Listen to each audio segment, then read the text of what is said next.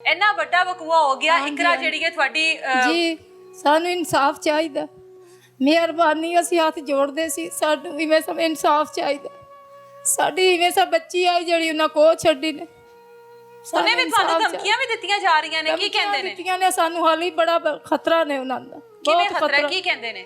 ਜੀ ਕਹਿੰਦੇ ਨੇ ਹਾਲੀ ਵੀ ਉਹ ਆਂਦੇ ਨੇ ਅਸੀਂ ਵੀ ਮਾਰਾਂਗੇ ਇਹਨੂੰ, ਤੁਹਾਨੂੰ ਵੀ ਮਾਰ ਦਿਆਂਗੇ। ਜੀ ਸਾਨੂੰ ਬਹੁਤ ਖਤਰਾ ਹੈ ਹਾਲੀ, ਅਸੀਂ ਤਾਂ ਘਰ ਵੀ ਨਹੀਂ, ਅਸੀਂ ਤਾਂ ਇਵੇਂ ਸਮੇਂ ਧੱਕੇ ਵੇ ਖਾਂਦੇ।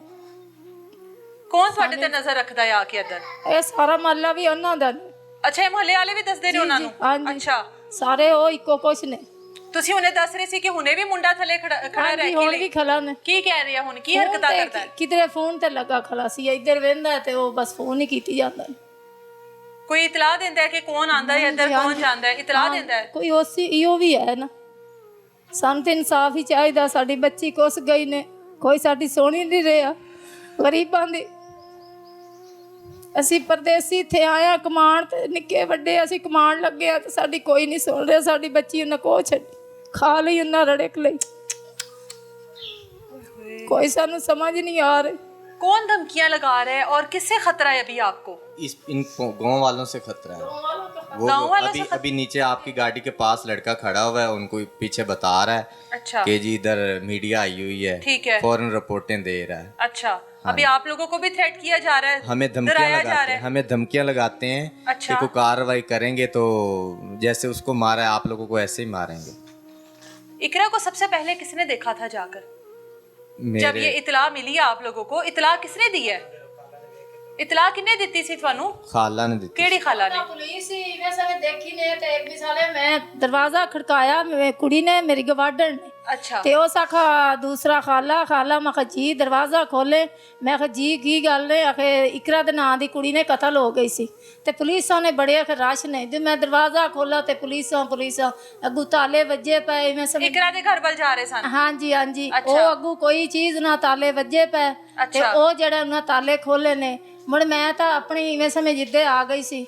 ਮੈਂ ਆਖਿਆ ਇਕਰਾ ਆਪਣੀ ਕੁੱਸ ਗਈ ਨੇ ਅੱਜ, ਕੋਈ ਪਤਾ ਨਹੀਂ। ਆਖੇ ਸਾਨੂੰ ਤਾਂ ਕੋਈ ਪਤਾ ਨਹੀਂ। ਉਸੇ ਰੋਂਦੇ ਕਰ ਲੰਦੇ ਗਏ ਅਗੂ, ਉਸੇ ਲੁਨਾ ਸਾਨੂੰ ਇਵੇਂ ਸਾ ਵਾਪਸੀ ਚ ਗੱਲ ਕੁਛ ਨਹੀਂ ਲੈ ਗਏ। ਲਾਸ਼ ਲੈ ਗਏ ਨੇ। ਜਦੋਂ ਪਤਾ ਲੱਗ ਗਿਆ ਆਪਣੀ बेटी है? जी हाँ जी। अच्छा, उस टाइम पता लग गया था अपनी ही भांजी है, अपनी ही भांजी का जिक्र हो रहा है? हाँ जी, पता लग गया था।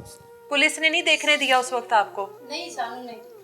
आप लोगों ने वो अभी हमें अपनी जान का भी खतरा है ना, धमकियां लगा रहे हैं। हमारे साथ किसी टाइम कुछ भी हो सकता है। बहुत खतरा है, हाली भी बहुत। हम बाहर निकलते हैं तो हमें तो ये भी खतरा है कि जैसे वो धमकियां लगा सिर्फ इस वजह से क्योंकि पुलिस साथ नहीं दे रही। पुलिस ने साथ पुलिस आप लोगों को तहफ़्फ़ुज़ नहीं दे रही। सिर्फ इस वजह से आप लोगों को भी अब खतरा है। आप लोगों की भी जान के साथ कोई ना कोई नुकसान किया जाएगा।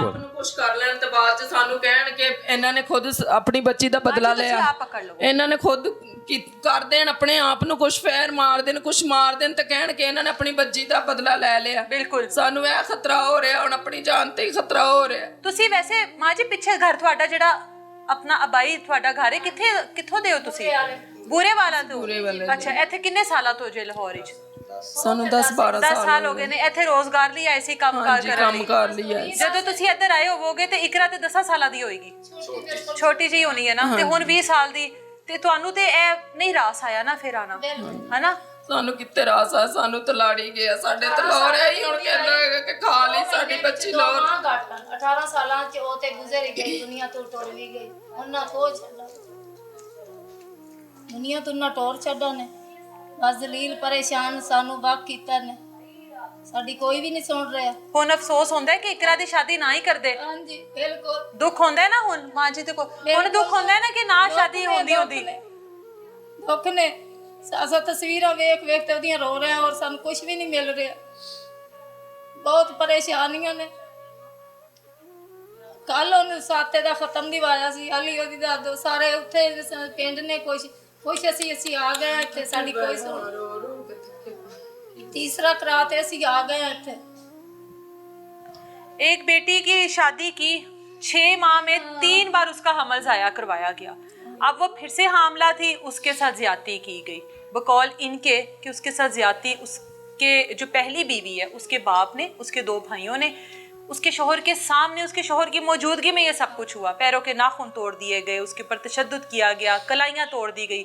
اس ٹائم اس لڑکی نے کتنی آہو بکا کی ہوگی, اپنی ماں کو کس طرح سے آوازیں دی ہوں گی کہ مجھے بچا لو, بھائی کو, دادی کو, ماموں کو. ماموں مسلسل یہاں پر رو رہے ہیں.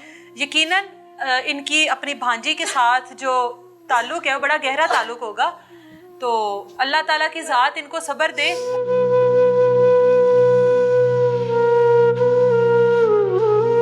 انصاف ملے گا. یہ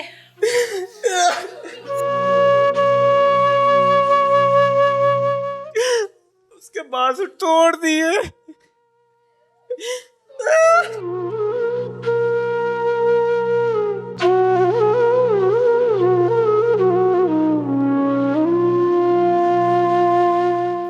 ہمیں انصاف دلوائیں گی نا. ایک غریب شہری کا ایک معصومانہ سوال ہے کہ ہمیں انصاف ملے گا. امید آپ دیکھیں, ان کے آنسو دیکھیں, تکلیف ہے, اذیت ہے, اور ایک سوال ہے کہ کیا ہمیں انصاف ملے گا. اور اس سوال کے آگے سوالیہ نشان ہے ہر اس غریب شہری کے لیے جس کے پاس پیسہ نہیں ہے, جس کے پاس طاقت نہیں ہے, جس کے پاس اثر و رسوخ نہیں ہے, جس کے پاس کوئی بھاری جو ہے ایسی نہیں ہے کہ جو جا کر ان کی سفارش کر سکے کہ ہاں ان لوگوں کو انصاف دو. ان لوگوں کے پاس کچھ بھی نہیں ہے. اس عدالت میں, اس جہان میں نہ ملا تو اللہ کے اوپر یقین رکھیں.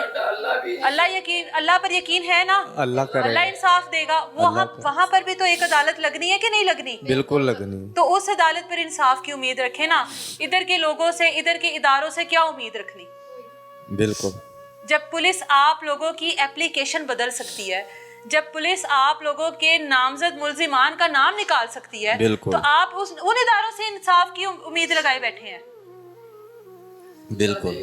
اللہ ہمارا انصاف کرے گا. بہت سے اعلیٰ افسران ہیں, ان سے کوئی اپیل کرنا چاہتے ہیں, اپیل کچھ ان سے کہنا چاہتے ہیں, ابھی آپ کو شاید دیکھ رہے ہوں.